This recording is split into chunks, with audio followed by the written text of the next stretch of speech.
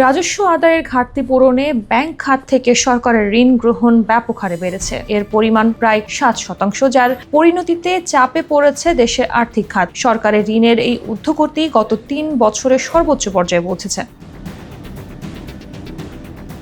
পরিকল্পনা কমিশনের সাধারণ অর্থনীতি বিভাগ প্রকাশিত সামষ্টিক অর্থনৈতিক আউটলুকে বলা হয়েছে, 2025 সালের এপ্রিল পর্যন্ত সরকার বাণিজ্যিক ব্যাংকগুলো থেকে 985.79 বিলিয়ন টাকা ঋণ নিয়েছে, যা আগের বছরের তুলনায় 60% বেশি।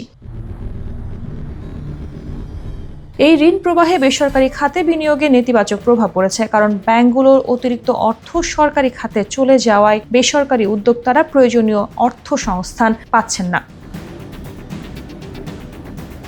আউটলুকে আরও বলা হয়েছে, সরকারি খাতে ঋণ প্রবৃদ্ধির ধারা যদি এভাবে চলতে থাকে তাহলে বেসরকারি খাতের জন্য ব্যাংক ঋণ আরও সীমিত হবে। ফলে অর্থনৈতিক প্রবৃদ্ধির অন্যতম প্রধান উৎস বেসরকারি বিনিয়োগে বাধাগ্রস্ত হবে।